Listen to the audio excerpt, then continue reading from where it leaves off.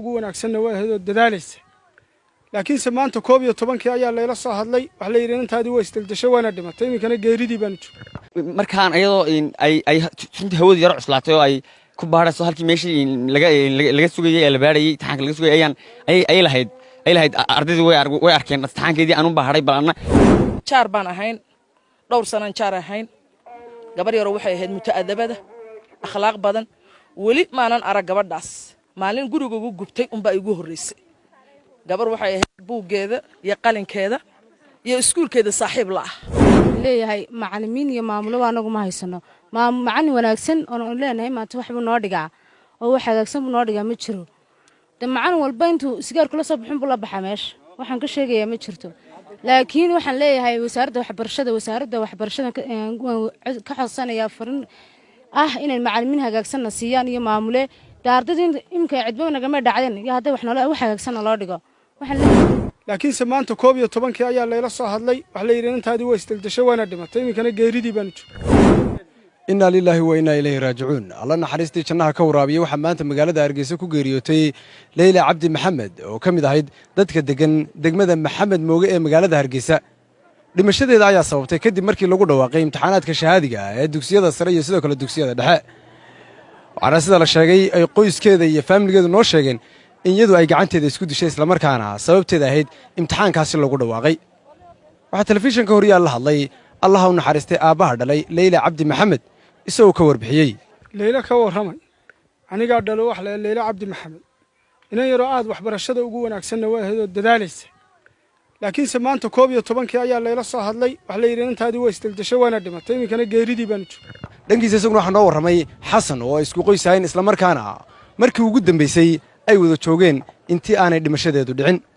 runtii inantaasi sidaan guriga u joognay ayaa taxankii ay u sugaysay natiijada taxanka kadib markii dadna ayadoo de kulli qofku markay taxanka uu filanayo adigu kadib markii loo sheegay ayadoo dadna markaa yar calaacalo muruga yar ka muuqato oo waliba ay sheegtay inay dhacday ma sheegin waxay sheegtay inay ay meel hoose gaadhay ay darashanka hoose ay qaadatay kadib ayadoo muruga ka muuqata ayaan dadna ayaa si guriga u joogtay ayay tiri waan tagay iskuulka waan tagay dugsiga waan tagay bay tiri adu say head boy soo baxday kadibna laba hablood oo guriga joogay ma ka daba diroon kuri inantu way hadintu way waxba ka sii noqonayaan way dhacaysaa ka daba taga kadib way ka daba yimaadeen way soo daba way ayagu de kulli way ayar bay soo daba socdeen sida ay sheegeen marka ayagu de xawaari kulli ku socotaan filaya sida dadna way iskuulkii ma yamanin iskuulkii way daba martay xaafad kale tagtay xaafad kale oo aan xaafadii hayn kadib tii markay tagtay hablina waxay tageen dugsiga gashay ku suga way iska hor fadhiisteen way sugeen mar dambe kadib ay guriga soo noqdeen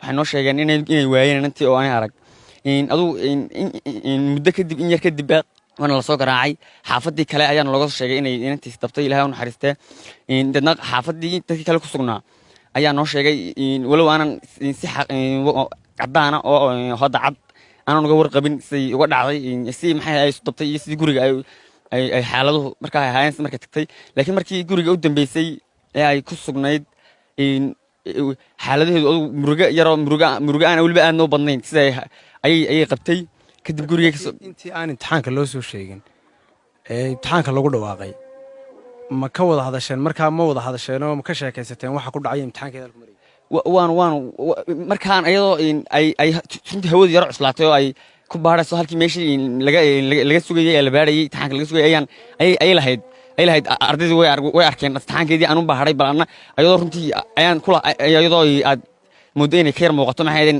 naxdin aad u weyn oo ay filanayso malaa adu de waxay filanaysay adu waxay rajaynaysay adu ay laga yaabay baqbaqashan ee ka muuqatay baqash ayaa laga yaabaa kadib waxaan ku uri horta waynu eegi doonaa khayr bay noqonaysaa anagoo sidaa ayaa waxa loo soo sheegay oo qaar asxaabteeda ka mid ah annaga iyo mobilka iyadu haystayba hawadii wax ka raxmaa mooye u soo saari waayey muxuu ahaye laakiin qaar asxaabteeda ka mid ah kuwiisu fasalka ahayn ardayda fasalka ahayn ayaa u soo sheegay oo u soo diray WhatsApp kadib markii ay aragtay ayaa iyadoo yara calaacalaysan ku maxaa dhacay tiri waxa la sheegay in dhiiban galabay u leeyin dadna waxaan ku ri anoo dadna kule waska dhiib wax dhibaato ma leh inaad meel hoos gaadha dad ma dhacdo wax dhibaato ma leh anoo inta kule ay maxay sameysay way baxday kadibna saasay walaal u dhacday insha Allah wixii intaan ka warqabnay insha Allah dhinacayga waxa ku sugan Amaal oo kamid ah dadka jaarka ee walaasheenna geeriyootay islamarkaana ay geerideeda sababtay sida la sheegay imtixaankii shahaadiga ahaa ee dugsiyada sare iyo dugsiyada dhexe maanta lagu dhawaaqay. Amaal, bal shakhsiyadda inantaa dhimatay maxaad kala socotay ama maxaad ka taqaanay? bismillaahi raxmaan raxiim inna lilaahi wa inna ilaahi raajicuun. halkan waxaan tacsi tiiraayele hawada u marinayaa waalidka Layla hooyadii aabbaha dhalay samir iimaan allah inaga siiyo. geeridu waa xaq, waa la wada socdaa. ثانيا waxaan ku xijinayaa Laylo jaar baan ahayn dhowr sanaan jaar ahayn gabar yar waxay ahayd mutaadabada akhlaaq badan wali maanan arag gabadhaas maalin guriga ugu gubtay unba igu horeysay. gabar waxay ahayd buugeeda iyo qalinkeeda iyo iskuulkeeda saaxiib la ah way u qaadan weyday imtixaankay ku dhacday waayo waxa marxaati aan ka nahay inay buugeeda iyo qalinkeeda iyo iskuulkeeda inay saaxiib la ahayd. waa masiibaduna qaaluu inna lilaahi wa inna ilayhi raajicuun baan leenahay. ilaahay kitaabkeeda midigta ha ka siiyo, reerkii dhalayna samir iimaan allah ka siiyo. mutaadabad bay ahayd, akhlaaq badan. waa xaq, wax kaloon dhahna garan mayno. dhinacayga waxaa ku sugan islamarkaana guriga geerida ku sugan gudoomiyaha degmada Maxamed Mooge ee magaalada Hargeysa. bal waxa uu gudoomiyuhu naga warbixin doonaa inta uu ka yaqaanay iyo sidoo kale tacsida uu dirayo.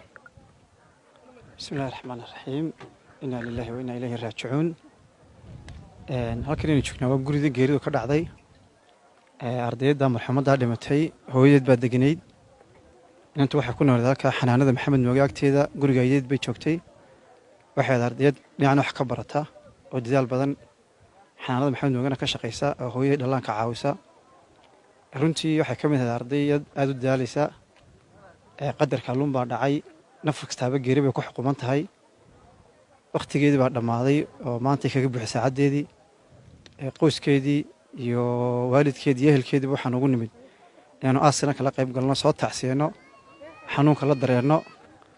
qof mutacallimada wax baratay oo degmada ka shaqaynaysay oo Hargeysa u shaqaynaysay bay ahayd. geesta kale iyaguna waxaa nala hadlay arday ay isku galaas ahaayeen Layla Cabdi Maxamed oo ka warramay shakhsiyaddii wanaagsanayd ee ay lahayd. nimco tacsida kadib bal maxaad aqoon u lahayd intay leeg ba istaqaaneen inantaa walaasheenna dhimatay? bismillaahi inna lilaahi wa inna ilayhi raajicuun. waxaan joognaa maanta geeridii inan aad noogu qaaliya, inan walaashaya. inantaa Layla Cabdi Maxamed waxaan isla qaanay muddo 5 sano. waqtiga waxaan ku soo biirtay dugsiga dhexe markaa 4 sano imka iska darigayo iyo sanadka u dambeeyay dugsiga waxaan isla qaanay. saasoo tahay waxay ahayd intaan ka xasuusto inan ilaahay siiyay akhlaaq iyo aqoon inan aad noogu qaaliyahay. runtii aad baan uga xunnay inan maanta aan weynay walow saacadeedii ay ahayd. waxaan odhan karnaa sababta u weynee sababtay maanta geerideedu marka laga yimaado qadarka ilaahay waxay ahayd imtixaanka maanta la yeedhiyey. marka dee kolley tacsiba noo taala maanta haddana ardaydii ay isku ardayda ahaayeen aad baanaan uga xunnay. inna lilaahi wa inna ilayhi raajicuun. marka laga yimaado imtixaankaasi inuu sababay geerideedaas, shakhsiyaddeeda maxaad nooga tilmaami kartaa maadaama intaasoo dhan aan isku kala sayday?